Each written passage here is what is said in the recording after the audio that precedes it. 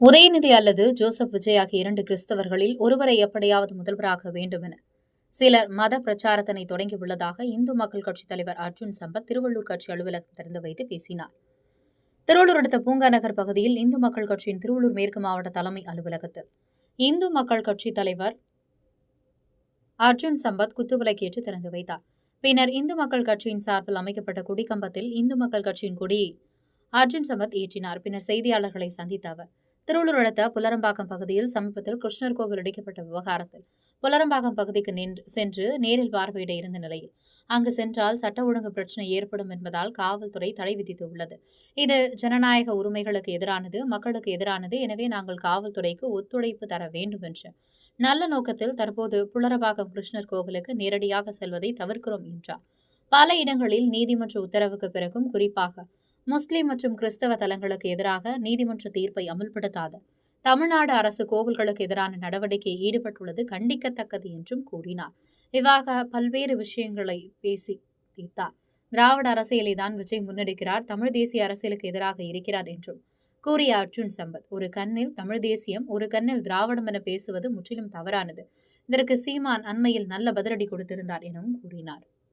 இன்று திருவள்ளூர் மாவட்டம் திருவள்ளூர் நகரத்திலே இந்து மக்கள் கட்சியினுடைய காரியாலயம் துவக்க விழா வெகு சிறப்பாக இப்பொழுது நடைபெற்றது. இதனைத் தொடர்ந்து திருவள்ளூர் ஒன்றியம், திருவள்ளூர் மாவட்டம் புல்லரம்பாக்கம் பகுதியிலே பல வருடங்களாக இருக்கின்ற சந்தான கோபாலகிருஷ்ணன் திருக்கோயில், அந்த கோயில் போக்குவரத்துக்கு எந்த விதமான ஒரு இடையூறுமின்றி பஞ்சாயத்தினுடைய அனுமதியை பெற்று கட்டப்பட்ட ஒரு அற்புதமான கோயில். கடந்த 25 வருடங்களுக்கும் மேலாக அந்த பகுதி மக்கள் எல்லோரும் வழிபட்டு வருகின்ற ஒரு நல்ல கோயில். அந்த கோயிலுக்கு அருகாமையில் தனியார் ஒருவர் ஆக்கிரமிப்பு செய்து அவருடைய வீட்டையும் கழிவறையும் அமைத்திருந்தார். உள்ளூர் மக்கள் பக்தர்கள் எதிர்ப்பு தெரிவித்து அந்த கழிவறையும் அவருடைய ஆக்கிரமிப்பும் அகற்ற வேண்டும் என்று நீண்ட காலமாக போராடி வருகிறார்கள். இந்த நிலையிலே தனிநபர் ஒருவரின் தூண்டுதலின் பேரிலே இப்பொழுது அந்த கோயிலை அகற்றுவதற்கு நீதிமன்றத்திற்கு சென்று இந்த பொதுமக்களுக்கு தெரியாமலேயே அந்த கோயில் நத்தம் புறம்போக்கிலே இருக்கிறது, ஆகவே அகற்ற வேண்டும். அது பஞ்சாயத்து போர்டுல அனுமதி வாங்கித்தான் நம்ம பண்ணியிருக்கோம். அரசியல் காழ்ப்புணர்ச்சி மற்றும் மத காழ்ப்புணர்ச்சி காரணமாக பல்லாயிரக்கணக்கான மக்கள் கோவில் பக்தர்களாக இருக்கிறார்கள். ஒரு குடும்பத்தை சார்ந்தவர்களுக்கு சாதகமாக ஒரு தீர்ப்பை பெற்றிருக்கிறார்கள். அந்த தீர்ப்புக்கு எதிராக மேல்முறையீடு செய்து உயர்நீதிமன்றத்திலே அமர்விலே வழக்கு நிலுவையிலே இருக்கிறது. இதற்கு மத்தியிலே மீண்டும் அந்த கோயிலை இடிக்க வேண்டும் என்று வந்தார்கள். பொதுமக்கள் எதிர்ப்பு காரணமாக கைவிட்டிருக்கிறார்கள். நீதிமன்றத்திலே வழக்கு நிலுவையிலே இருக்கின்ற பொழுது அந்த கோயிலை இடிக்க கூடாது என்கிற கருத்திற்கு இந்து மக்கள் கட்சி முழுமையான ஆதரவை கொடுக்கிறது. இன்றைக்கு அந்த மக்கள் அத்துணை பேருமே அந்த கோயிலுக்கு அருகாமையிலே இருக்கக்கூடிய இந்து மக்கள் கட்சியினுடைய கொடிக்கம்பத்திலே கொடியேற்றி பெயர் பலகை திறந்து வைத்து அந்த பகுதியிலே இருக்கக்கூடிய மக்கள் எல்லாம் கோயிலை காப்பாற்ற வேண்டும் என்கின்ற உணர்வோடு அந்த இடத்திற்கு என்னை அழைத்திருந்தார்கள். இந்து மக்கள் கட்சி நிர்வாகிகளை அழைத்திருந்தார்கள்.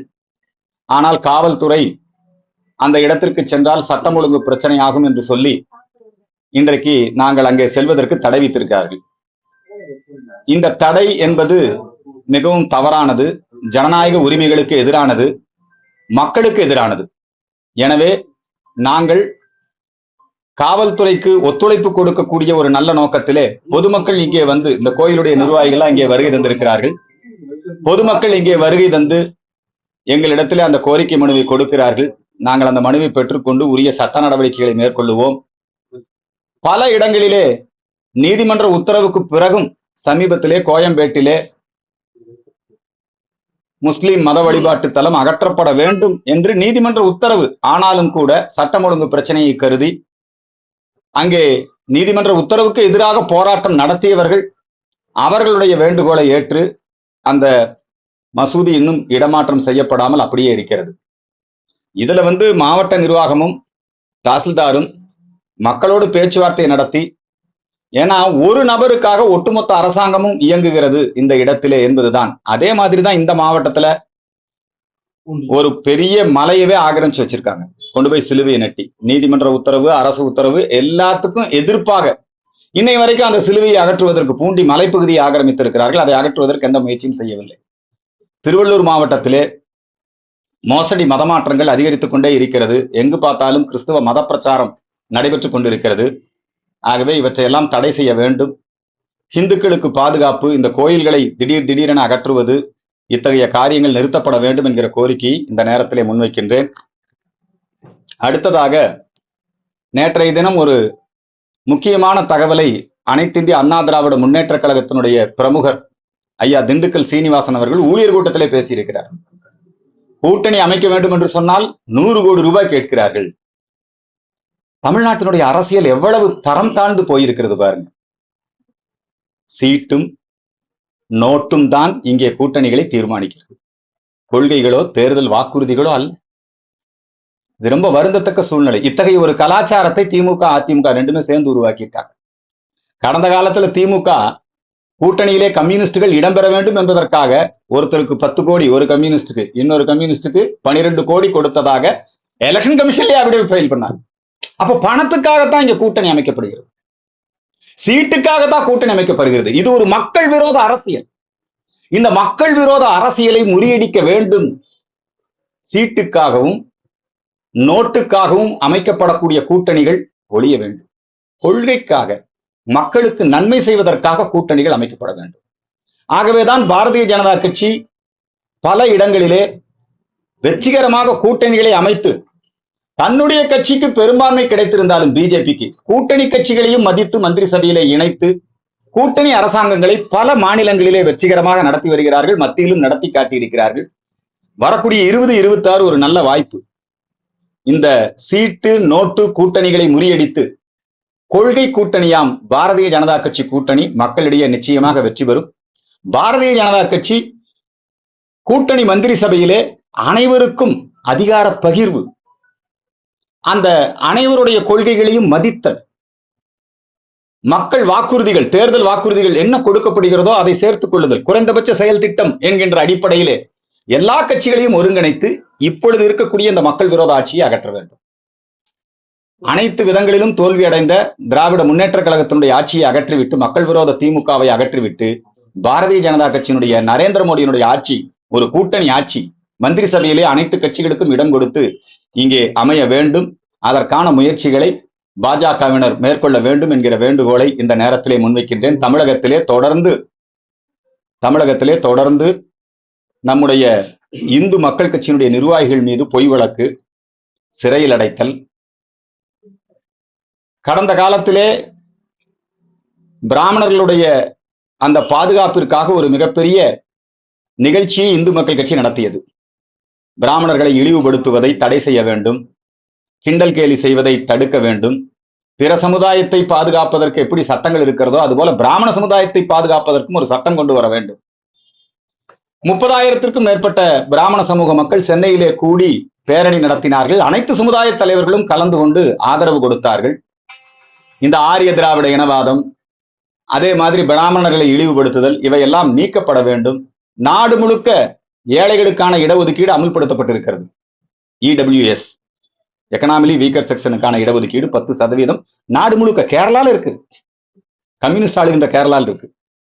ஆனால் தமிழகத்திலே மட்டும் திமுக அதிமுக 2 கட்சிகளுமே ஏழைகளுக்கான இடஒதுக்கீட்டை எதிர்க்கிறார்கள். எனவே வருகின்ற ஜனவரி மாதம் 5ஆம் தேதி இந்து மக்கள் கட்சியின் சார்பிலே தொடரும் பிராமண துவேஷத்தை கண்டித்தும், நடிகை கஸ்தூரி, இந்து மக்கள் கட்சியினுடைய இளைஞரணி ஓம்கார் பாலாஜி இவர்கள் மீது பொய் வழக்கு போட்டு சிறையில் அடைத்து துன்புறுத்துவதை கண்டித்தும்,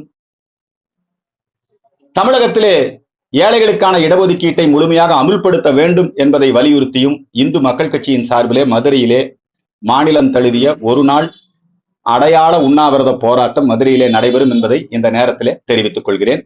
பாராட்டு தெரிவிச்சேன், வரவேற்பு தெரிவிச்சேன்.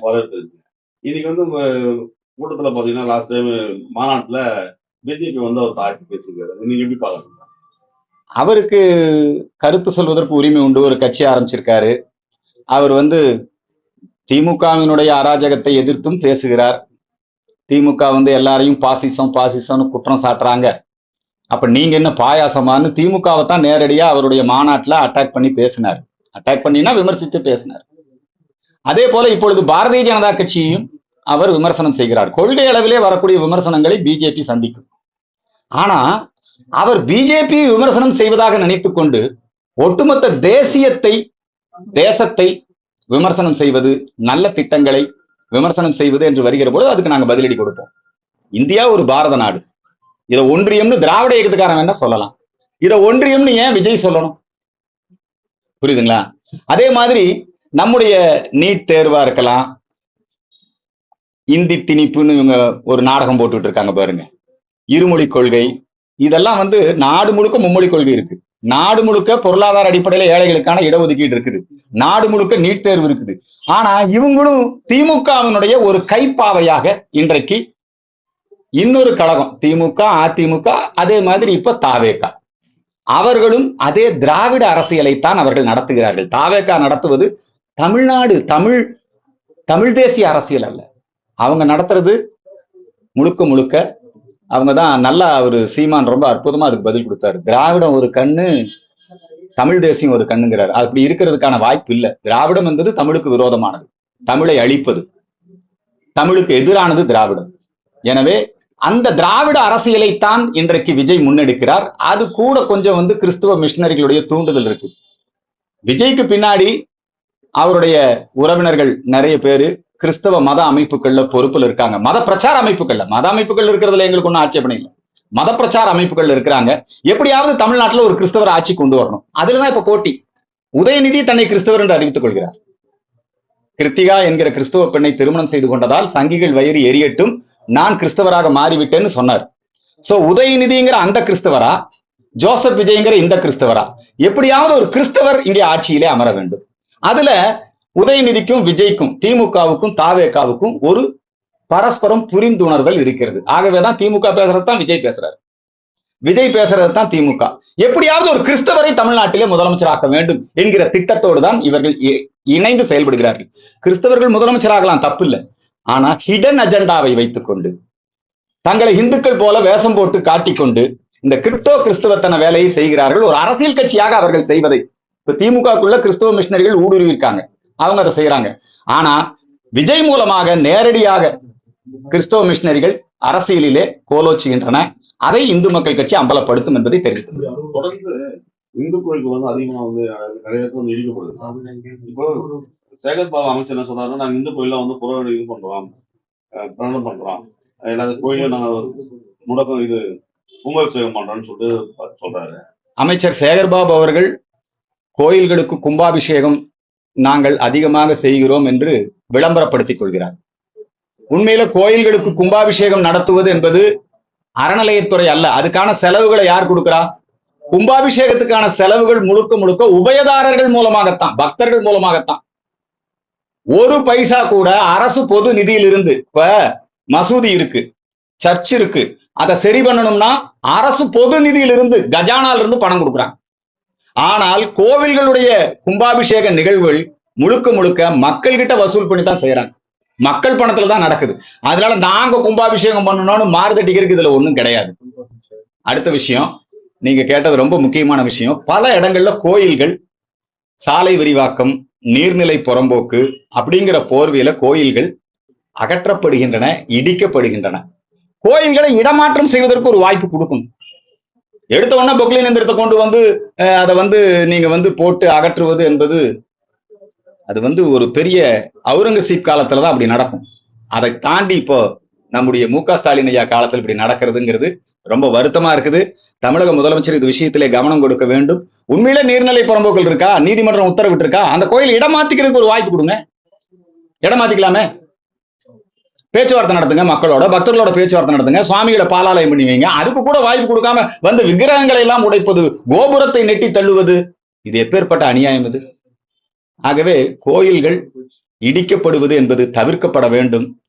இடிக்கப்படுவதற்கு இந்து மக்கள் கட்சி கடுமையாக எதிர்ப்பை தெரிவிக்கும். இங்கே திருவள்ளூரிலே நம்முடைய இந்த கிராமத்திலே சந்தான கோபாலகிருஷ்ணன் கோவிலை இடிக்க முயற்சிப்பது என்பதை கடுமையாக எதிர்க்கின்றோம். அந்த மக்களுக்கு ஆதரவாக நாங்கள் நிற்போம். நீதிமன்றத்திலும் இதற்காக நாங்கள் போராடுவோம். இன்றைக்கு இங்க வந்து அலுவலகம் திறப்பு விழா வெகு சிறப்பாக நடைபெற்றிருக்கிறது. இப்ப திருவள்ளூர் மாவட்டத்தை திருவேற்காடு பகுதி போலீசாருக்கு வலுக்கட்டாயமா அடிச்சு இழுத்து போட்டு வண்டியில ஏற்றி அதை பத்தி நீங்க எப்படி பாக்குறீங்க? அந்த பகுதி மக்கள் நீண்ட காலமா அங்கே வசித்து வருகிறார்கள். அவங்களுக்கு மாற்று இடம் ஏற்பாடு பண்ணி கொடுக்கணும். நீர்நிலை புறம்போக்கு அகற்றுங்க, அதுல மாற்று கருத்து இல்லை.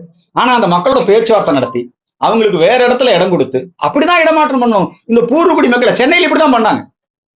இந்த சேரி மக்களுக்காக இயக்கம் நடத்துகிறோம் என்று சொல்லக்கூடிய விடுதலை சிறுத்தையா இருக்கலாம், அல்லது அங்கே இருக்கக்கூடிய பல அமைப்புகள் எல்லாம் வந்து இப்படி மக்களை வந்து இடமாற்றம் செய்வதை எப்படி ஒப்புக்கொள்கிறார்கள் என்று எனக்கு புரியவில்லை. இது திமுக ஆட்சியில் அதிகமாக நடக்கிறது. இதற்கு என்னுடைய கண்டனத்தை தெரிவித்துக் கொள்கிறேன். அந்த மக்களுக்கு மாற்று இடம் ஏற்பாடு செய்ய வேண்டும் என்பதை வலியுறுத்துகிறேன். குன்றம்பாக்கம் கோயிலுக்கு நாங்கள் அங்கே சென்று, புல்லரம்பாக்கம் கோவிலுக்கு, சந்தான கோபாலகிருஷ்ணன் கோயிலுக்கு சென்று அங்கே பார்வையிடுவதற்கு காவல்துறை தடை விதித்திருக்கிறது. நாங்கள் காவல்துறையோடு போராட விரும்பவில்லை. அந்த தடை, அந்த மக்கள் எல்லாம் இப்ப இங்கே வர்றாங்க. அவங்க வந்து அவங்களுடைய மனுக்களை கொடுக்க இருக்கின்றார்கள். அந்த இடத்துல ஒரு சட்டம் ஒழுங்கு பிரச்சனை ஏற்படக்கூடாது என்பதற்காக நாங்கள் அதை தவிர்த்திருக்கிறோம். நாங்கள் அந்த மக்களோடு இருப்போம் என்பதை தெரிவித்தோம். உங்களுக்கு அனைவருக்குமே தெரியும், நடிகை கஸ்தூரி அவர்கள் எங்கும் தலைமறைவாகல. அவங்க வீட்டுலதான் இருந்தாங்க. அந்த வீடியோவை நான் தான் வெளியிட்டேன் ஸ்தலத்துல. ஆனால் வேண்டுமென்றே திராவிட ஊடகங்கள் கஸ்தூரி ஒரு பிராமண பெண் அப்படின்னு அவங்களாவே முடிவு பண்ணி அந்த காழ்ப்புணர்ச்சியில இவங்க வந்து இன்னைக்கு கஸ்தூரிக்கு எதிராக ரொம்ப மோசமான விமர்சனங்களை முன்வைக்கிறார்கள். தனிப்பட்ட முறையில அவர் ஆபாச வார்த்தைகளை திட்டுவது, ஒரு பெண் என்றும் பாராமல் அவமதிப்பது, சிறையிலே அவர்களுக்கு தனிமை சிறையிலே வைத்து மன உளைச்சலை ஏற்படுத்துவது, இத்தகைய கொடுமைகள் நடக்கிறது. அதே போல என்னுடைய மகன் இந்து மக்கள் கட்சியினுடைய இளைஞரணி ஓம்கார் பாலாஜி அவர்களுக்கும் இத்தகைய சூழ்நிலை ஏற்படுத்தி இருக்கிறார்கள். அவர் கையில வந்து ஒரு ஸ்லேட்டை கொடுத்து இந்த ரெகுலர் கிரிமினல் மாதிரி ஒரு படம் எடுத்தெல்லாம் வெளியிட்டு இருக்காங்க. இதை எதிர்த்து இந்து மக்கள் கட்சி போராடும். சட்டப்பூர்வமான வழிமுறைகளிலே இதற்கெல்லாம் நாங்கள் போராடி நீதியை நிலைநாட்டுவோம் என்பதை இந்த நேரத்திலே தெரிவித்துக் கொள்கிறேன். என்ன இப்ப இன்னைக்கு வந்து அவங்க ஆட்சியில் இருக்காங்க. திமுக ஆட்சியை பயன்படுத்தி தான் திராவிடர் கழகமும் விடுதலை சிறுத்தைகளும் இத்தகைய மோசமான காரியங்களை நடத்தி வருகிறார்கள். ஆகவே திமுக ஆட்சி இது குறித்து விழிப்புணர்வோடு இருக்க வேண்டும் என்பதை தெரிவித்துக் கொள்கிறேன். நன்றி.